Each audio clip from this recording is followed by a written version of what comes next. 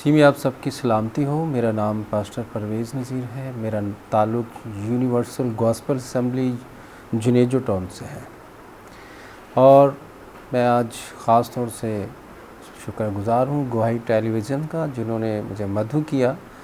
गवाही टेलीविज़न और गवाही टेलीविज़न की तमाम मैनेजमेंट के लिए मैं ख़ास तौर से दुआगो हूँ, उनके शुक्रगुज़ार हूँ। खुदा उन्हें और ज़्यादा ब्लेस करे और ज़्यादा बढ़ाए। तो ख़ास तौर से आज हम जो जहाँ सीखने वाले हैं, हमारा जो टॉपिक है वह है रूह के फल। तो टॉपिक शुरू करने से पहले हम चंद लम्हात अपनी आँखों को बंद करते हुए खुदा के शुक्रगुज़ार होंगे, ताकि आज जो भी खुदा के कलाम में से हम सीखें बरकत हासिल करें।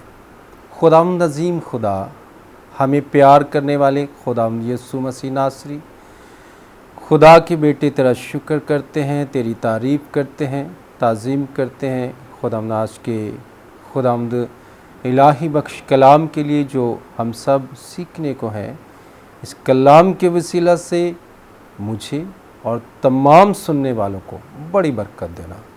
कसरत की बरकत चाहते हैं यीशु मसीह नासरी के नाम से, आमीन। जैसा कि मेरे अजीज़ों, हमारा टॉपिक है रूह के फल।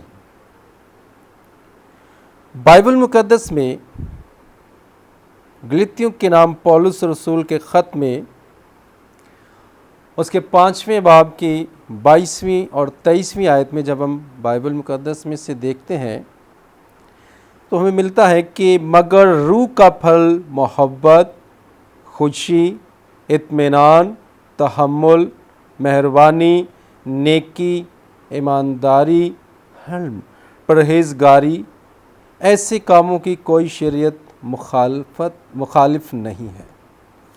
खुदाम के कलाम के पढ़े जाने पर खुदाम की ख़ास बरकत। सो मेरे अजीज़ों, खुदाम का कलाम जो बहुत ही ग्रहण कदर है, जब हम खुदाम के कलाम को पढ़ते और सुनते और उस पर अमल करते हैं तो खुदाम का कलाम हमारी ज़िंदगियों में असर और तासीर करता है। क्योंकि खुदाम के कलाम में लिखा है कि ईमान सुनने से पैदा होता है और सुनना मसीह के कलाम से। तो आज हम मसीह के कलाम में से रूह के फल के बारे में देखेंगे। जैसे कि अभी हमने पढ़ा कि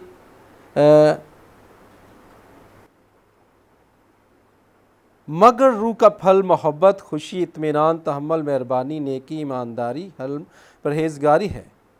ऐसे कामों की कोई शरीयत मुखालिफ नहीं है। तो हमें इस बात को देखना है कि रूह के जो फल हैं वो किस तरह से हमारी ज़िंदगियों में असर और तासीर कर सकते हैं, किस तरह हम रूह के फलों को अपनी ज़िंदगियों में ले सकते हैं। यीशु मसीह नासरी ने रूह के फलों के बारे में हमें बताया जब हम यूहन्ना की अंजील उसके 15वें बाब की पहली आयत से 5वीं आयत तक बाइबल मुकद्दस में से पढ़ते हैं तो वहाँ हमें मिलता है खुदाम के कलाम में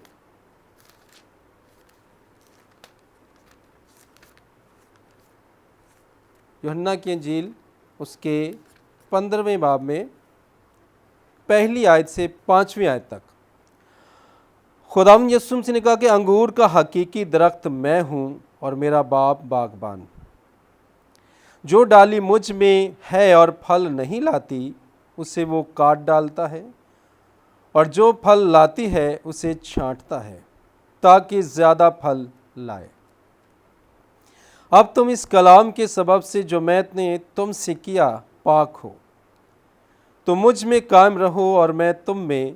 जिस तरह डाली अगर अंगूर के दरख्त में कायम ना रहे तो अपने आप से फल नहीं ला सकती, इसी तरह तुम भी अगर मुझ में कायम ना रहो तो फल नहीं ला सकते।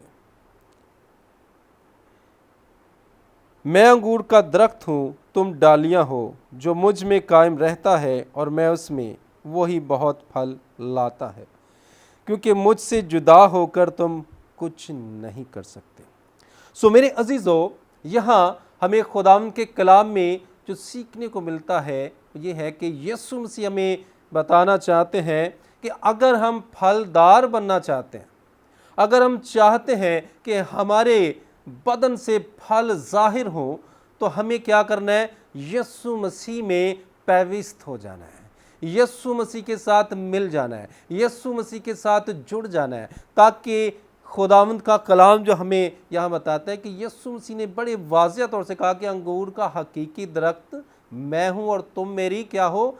फर्दन फर्दन डालियाँ हूँ।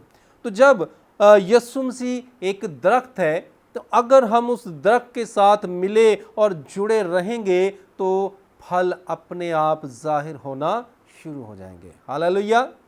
तो मेरे अजीजों, हमें इस बात को अपने जहनों में रखना है कि कभी भी हम यीशु मसीह से अलग रहकर फलदार साबित नहीं हो सकते। अगर हम ये चाहते हैं कि फलदार हो, हम में से फल नमूदार हो, तो हमें फलदार होने के लिए यीशु मसीह की हजूरी में झुकना है। जैसे कि यीशु मसीह ने वाज़िह तौर पे बताया कि जो डाली झुकती नहीं वो फल नहीं लाती। अगर हम झुकते नहीं तो फलदार साबित नहीं हो सकते। बाइबल मुकद्दस में आया है कि एक बार खुदावंद यीशु मसीह किसी अंजीर के दरख्त के पास से गुजर रहे थे, तो वो बहुत हरा भरा था, बहुत ज़्यादा उसमें हरियाली थी। मगर जब यीशु मसीह उसके पास गए, फल को देखा, फल तोड़ने के लिए गए, तो फल उसकी ज़िंदगी में नहीं थे। उस दरख्त पर फल नहीं थे, देखने में वो बहुत ज़्यादा हरा भरा था। इसकी एक ख़ास वजह है, और वो वजह ये थी कि वो यीशु मसीह में पैविस्त नहीं था। तो आज हमें इस बात को अपने जहनों में रखना है कि अगर हम ये चाहते हैं कि हमारे बदनों से फल जाहिर हों, रूह के फल, तो हमें यीशु मसीह के साथ मिले और जुड़े रहना है। बाइबल मुकद्दस में हम इस बात को देखते हैं कि जब रूह हमारे अंदर काम करता है तो फल अपने आप जाहिर होना शुरू हो जाते हैं। तो बगैर रूह के हम कभी भी फलदार नहीं बन सकते। जब हम पैदाइश उसका पहला बाब उसकी 28वीं आयत में देखते हैं, तो वहाँ हमें मिलता है खुदा ने आदम और हवा से कहा कि जाओ बढ़ो और फलो। क्या करो? जाओ बढ़ो और फलो, ज़मीन को मामूर और महकूम करो। तो मेरे अजीज़ों, खुदावंद यीशु मसीह ने उन्हें बरकत दी, खुदा ने उन्हें ब्लेस किया, उन्हें बरकत दी और कहा कि जाओ बढ़ो और फलो। तो उन्होंने क्या किया? बजाय बढ़ने और फलने के अपनी ज़िंदगी को और ज़्यादा कम कर लिया, और ज़्यादा उनकी ज़िंदगी जो है वो कम हो गई, क्योंकि जब तक उन्होंने वो फल नहीं खाया था जो कि गुनाह को जाहिर करता है, तब तक उनके अंदर मौत नहीं थी। अब जब उन्होंने वो फल खा लिया जिसमें जो मौत पैदा करती है, तो उसके बाद से उनकी ज़िंदगी कम होना शुरू हो गई, यानी कि उनके अंदर मौत आ गई। जब तक वो खुदा के कलाम के मुताबिक, खुदा के रूह के मुताबिक चलते थे, तब तक उनके अंदर मौत नहीं थी। तो आज भी ऐसा ही है मेरे अजीज़ों, आज भी ऐसा ही है। अगर हम रूह के मुताबिक चलते हैं तो हम फलदार हैं। जैसे हम रूह के मुताबिक चलना ख़त्म कर देते हैं, यानी कि दुआया ज़िंदगी ख़त्म करते हैं, रफ़ाकत से निकल जाते हैं, उसी तरह जिस तरह यहूदा अस्करियोती को हम देखते हैं कि वो रफ़ाकत से निकल गया, जैसे ही वो रफ़ाकत से निकला तो उसकी ज़िंदगी में एक बड़ी मुश्किलात आ गई, मुश्किलात के पहाड़ उसकी ज़िंदगी में आ गए जिनको वो अबूर नहीं कर पाया। तो उसके बाद उसके साथ क्या हुआ? उसने सुसाइड कर लिया, यानी कि खुदकुशी।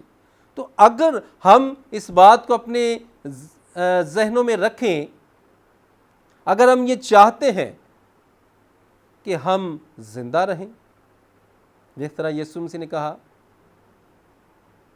अब से जो मसीह में है उस पर मौत का कोई इख्तियार नहीं है, क्योंकि वो मौत से निकलकर हमेशा की ज़िंदगी में दाखिल हो गया। तो मेरे अजीज़ों, हमें इस बात को अपने जहनों में रखना है कि खुदावंद यीशु मसीह हमें फलदार देखना चाहते हैं। और फलदार कब होंगे? जब हम यीशु मसीह में प्रविष्ट हो जाएंगे, यीशु मसीह के साथ जुड़ जाएंगे, यीशु मसीह के साथ मिल जाएंगे। तो यीशु मसीह के साथ हम कब मिलते हैं? उस वक्त मिलते हैं जब हम यीशु मसीह के साथ अपने ताल्लुकात बेहतर कर लेते हैं। तो ताल्लुकात कब बेहतर होते हैं? जब हमारी दुआया ज़िंदगी खुदावंद यीशु मसीह में बढ़ती है। हालेलुया। जब हमारी दुआया ज़िंदगी यीशु मसीह में बढ़ती है, और जब दुआया ज़िंदगी बढ़ती है तो उस वक्त रूह के फल हमारी ज़िंदगियों में नमूदार होना शुरू होते हैं। तो जब रूह के फल हमारी ज़िंदगियों में नमूदार होना शुरू होते हैं तो उस वक्त हम अपने फलों से जाने और पहचाने जाते हैं। क्योंकि कलाम में क्या लिखा है कि आदमी अपने फलों से पहचाना जाता है। तो मेरे अजीज़ों, जब फल हमारी ज़िंदगी में होंगे तो हम पहचाने जाएंगे कि ये फल कैसा है। तो आज खुदावंद यीशु मसीह आपको मुझे ये बताना चाहते हैं कि जो डाली मुझ में है और फल नहीं लाती, उसे वो क्या करते हैं? काट डालते हैं, अपने आप से अलग कर देता है। इस मौजूदा दौर में, जो कि बेदीनी का दौर है, बहुत से ऐसे लोग हैं जो कि यीशु मसीह को छोड़कर चले गए। तो मेरे अजीज़ों, इसकी एक ख़ास वजह है। इसकी वजह यह है कि यीशु मसीह के साथ उनके राबता जो है वो अस्तवार नहीं था। वो यीशु मसीह में प्रविष्ट नहीं थे, यीशु मसीह में वो नहीं थे। तो मेरे अजीज़ों, हमें आज इस कलाम के वसीला से जो ख़ास बात सीखनी है वो ये है कि यीशु मसीह हमें बताना चाहते हैं 5वीं आयत में कि मैं अंगूर का दरख्त हूँ, तुम डालियाँ हो। जो मुझ में कायम रहता है और मैं उसमें, वही बहुत फल लाता है, क्योंकि मुझसे जुदा होकर तुम कुछ भी नहीं कर सकते। तो मेरे अजीज़ों, अगर हम ये चाहते हैं कि हम यीशु मसीह के बगैर तरक्की कर लें, बढ़ जाएं, फल जाएं, तो ये नामुमकिन है। बाइबल मुकद्दस में हमें इस बात को अपने ज़हनों में रखना है। सुलेमान नबी, जब उन्हें बादशाही सौंपी गई तो वो रात में दुआ कर रहे थे। तो दुआ के दौरान उन्होंने खुदावंद से दुआ की और कहा कि मैं एक बहुत बड़ी कौम का बादशाह बनने को जा रहा हूँ। तो अभी एक छोटी सी ब्रेक लेंगे, इसके बाद हम कंटिन्यू करेंगे। खुदावंद आपको बरकत कर दे।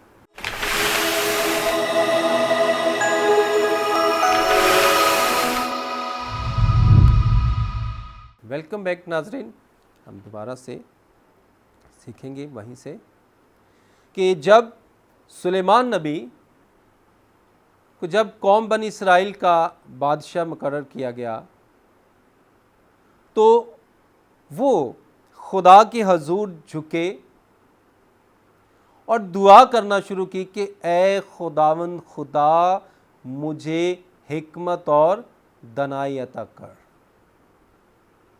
तो मेरे अजीज़ों, हुआ ये कि जब वो हिकमत और दनाई खुदा से मांग रहे थे तो खुदा ने उनकी दुआ को सुना। खुदा ने उनकी दुआ को सुना और दुआ को सुनकर एक बहुत बड़ा मैसेज सुलेमान नबी को दिया खुदा ने कि मैं तुझे हिकमत, दनाई के साथ साथ इज्जत, दौलत और शोहरत भी देता हूं। हालेलुया। सो आज अगर हम इस बात को देखें तो आज हमारी जो मसीही कम्युनिटी है, मसीही लोग हैं, मसीही फैमिलियां हैं, दुआया ज़िंदगी बहुत कम है। दुआ में नहीं ठहरते, मांगते नहीं, क्योंकि कलाम में लिखा है कि मांगो तो तुमको दिया जाएगा, ढूंढो तो पाओगे, दरवाज़ा खटखटाओ तो तुम्हारे लिए खोल दिया जाएगा। तो जब हम दुआ करते हैं, दुआया ज़िंदगी इख्तियार करते हैं, तो खुदा हमारे लिए खोल देता है, रास्तों को, दरवाज़ों को खोल देता है, ओपन कर देता है। और जब ओपन करता है तो हम इस बात को महसूस करते हैं कि खुदावंद के साथ चलने और उसमें प्रविष्ट होने की वजह से मेरी ज़िंदगी में ये फल नमूदार हो गए हैं। हालेलुया। मेरी ज़िंदगी में ये फल नमूदार हो गए। अब मैं दुआ भी करता हूँ, अब मैं शिफा की नेमत भी पा चुका हूँ, अब मेरे पास गैर ज़ुबान की नेमत भी है, अब मेरे पास शिफा की नेमत भी है। ये तमाम चीज़ें जो हैं कब होती हैं? जब हम यीशु मसीह में प्रविष्ट हो जाते हैं। ये फल हमें उस वक्त मिलते हैं जब यीशु मसीह में हम मिल और जुड़ जाते हैं। हालेलुया। तो मेरे अजीज़ों, आज का जो कलाम है वो हमें सिखाता है कि हम यीशु मसीह से जुदा होकर कुछ भी नहीं कर सकते। बहुत से लोग हैं, अगर हमें संडे की इबादत में उनसे पूछें कि भाई आप संडे को क्यों नहीं आए, तो हमें बताया जाता है कि हम जॉब पर गए थे। हम जॉब पर थे। इसका रीज़न क्या है? कि हमारे हालात अच्छे नहीं हैं, हमारे घर के हालात अच्छे नहीं हैं, इसलिए मैं नाइट ड्यूटी भी करता हूं और डे भी करता हूं। तो अगर हम बाइबल मुकद्दस को फॉलो करें तो बाइबल मुकद्दस हमें क्या बताती है कि तुम मुझसे जुदा होकर तो कुछ कर ही नहीं सकते। तो हम यीशु मसीह से जुदा होकर नाइट ड्यूटी भी कर रहे हैं, डे भी कर रहे हैं, और खड़े कहां हैं? वहीं के वहीं।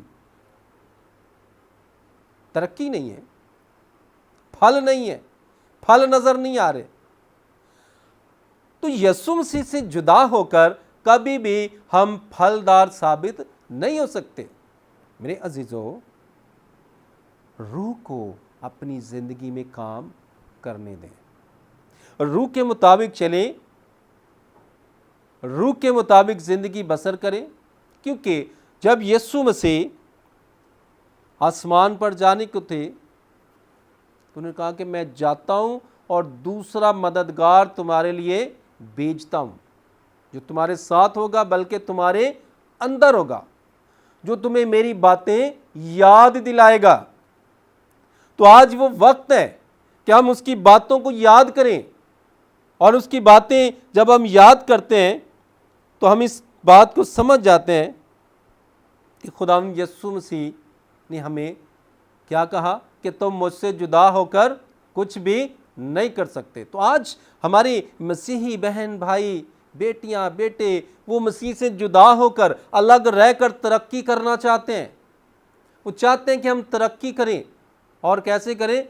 बगैर दुआ के, बगैर चर्च जाने के, बगैर दुआया ज़िंदगी के, बगैर रफ़ाकत के। वो क्या करना चाहते हैं? तरक्की करना चाहते हैं। अगर हम पहली कलीसिया को देखें, पहली कलीसिया का जो नक्शा खींचा गया है बाइबल मुकद्दस में, वहाँ हम इस बात को देखते हैं रसूलों के अमाल में, तो लिखे कि उस वक्त कोई भी चीज उनकी मुश्तरका ना थी, कोई भी चीज। वो दुआ में, रोटी तोड़ने में एक थे। हालेलुया। कोई भी चीज उनकी ये नहीं कहता था कि ये मेरी है, ये मैंने दी है चर्च में। तो हर चीज में वो क्या थे? मुश्तरका थे। हर चीज में एक थे, दुआ करने में, रोटी तोड़ने में, ठीक है, और तालीम पाने में। तो आज हर रोज, तो अगर आज हम इस बात को देखें तो अगर हम संडे के दिन चर्च जाना होता है तो वो भी हम बहुत मुश्किल से आते हैं। बहुत मुश्किल होता है हमें संडे के दिन भी चर्च आना, और ज़्यादातर लोग तो यही कहते हैं कि एक दिन छुट्टी का है वो हम चर्च में जाकर गुजार दें। तो हम आराम कब करेंगे? सुकून कब करेंगे? हम तो बहुत थके हुए हैं। तो यीशु मसीह हमें यहाँ बताना चाहते हैं कि तुम मुझसे जुदा होकर ना तो तुम्हें आराम आएगा, ना सुकून आएगा, ना इत्मीनान आएगा, ना तुम तरक्की कर सकते हो, ना तुम बढ़ सकते हो, ना तुम फल सकते हो।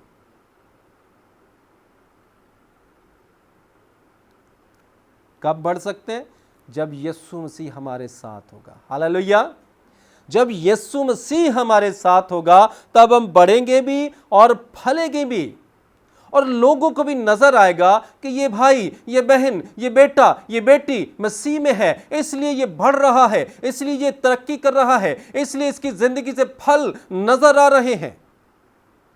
तो आज फुकदान है हमारी मसीही कम्युनिटी में, इस चीज़ का फुकदान है कि वो चर्च भी कम जाते हैं, दुआ भी कम करते हैं और काम ज़्यादा करते हैं। हालांकि बाइबल मुकद्दस में हम देखें शरीयत की किताब में तो वहाँ हमें ये मिलता है लिखे कि 6 दिन काम करना और 7वें दिन क्या करना? आराम करना। क्योंकि 7वें दिन को खुदा ने ब्लेस किया, उसे बरकत दी। तो हम 7वें दिन भी काम पे चले जाते हैं तो फल कैसे आएंगे? फल कहाँ से आएंगे? फल तो हम अपने जो है वो गवाते जा रहे हैं। जो फल थे, एक भाई बहुत अरसा के बाद, मैं सफ़र कर रहा था, सफ़र करते करते मुझे वो एक बस में मिले। उस वक्त मैं बस में सफ़र कर रहा था, तो वो चर्च के अंदर ढोलक प्ले करते थे। तो मैंने उस भाई से पूछा कि भाई आप कहाँ हैं, आजकल नज़र नहीं आते। तो उन्होंने कहा कि खुदा का शुक्र है मेरे पास काम बहुत है आजकल। खुदा का शुक्र है मेरे पास आजकल काम बहुत है, जिसकी वजह से मैं ढोलक प्ले नहीं कर सकता, मेरे पास टाइम नहीं है। तो यहाँ हम इस बात को देखते हैं कि वो किस चीज़ का शुक्र कर रहा है? कि उसके पास काम बहुत है। इस बात से वो गमज़दा नहीं है, परेशान नहीं है कि वो खुदा की खिदमत नहीं कर रहा। मेरे अजीज़ों, तो फिर हम फलों को ढूंढने के लिए आ जाते हैं। तो हम इस बात को अपने जहनों में रखें कि आज मुल्क पाकिस्तान में हमारी मसीही कौम जो है ज़्यादातर क्यों गुर्बत में ज़िंदगी गुजार रही है? ज़्यादातर क्यों गुर्बत में ज़िंदगी बसर कर रहे हैं? सूद पर पैसा ले रहे हैं, मुख्तलिफ तरह की एक्टिविटी में वो फंसे हुए हैं। इसका एक ही रीज़न है, खुदा से दूरी। अगर हम खुदा में हैं तो खुदा हमें, बाइबल कहती है कि वो हमारे मांगने से पहले जानता है कि हम किन किन चीज़ों के मोहताज हैं। वो अपनी नेकी का सूरज हर नेक और बद पर चमकाता है। वो तो किसी के अंदर भी ये नहीं रखता कि ये मसीही है, ये गैर मसीही है। वो तो ये चाहता है कि वो खुदा के हजूर चले। और कौन सा ऐसा मुल्क है जहां जिसके पास नेमतें नहीं है, बरकतें नहीं है? तो मेरे अजीज़ों, आज मसीही होते हुए मेरी आपसे गुजारिश है कि अपना वक्त जो है वो खुदावंद को दें, अपना टाइम खुदावंद को दें। क्योंकि कलाम में लिखा है, वक्त को गनीमत जानो क्योंकि दिन बुरे हैं। बहुत बुरे हालात चल रहे हैं इस वक्त, एंड ऑफ द वर्ल्ड, बहुत बुरे वक्त में हम चल रहे हैं इस वक्त। तो वक्त को गनीमत जानते हुए यीशु मसीह के साथ हमने मेल जोल रखना है, यानी कि रफ़ाकत रखनी है, मेल जोल को बढ़ाना है, हमने रफ़ाकत को बढ़ाना है। तो अगर हम रफ़ाकत में बढ़ते हैं तो फल भी हमारी ज़िंदगियों में नमूदार होना शुरू हो जाएंगे। हालेलुया। सो आए मेरे अजीज़ों, हम आज के कलाम के वसीला से जो खुदा ने आज आपसे, मुझसे, हम सब से किया, इस कलाम को अपनी ज़िंदगियों में लेते हुए इसके मुताबिक अपनी ज़िंदगियां बसर करें। आमीन। हम अपने सरों को झुकाएंगे।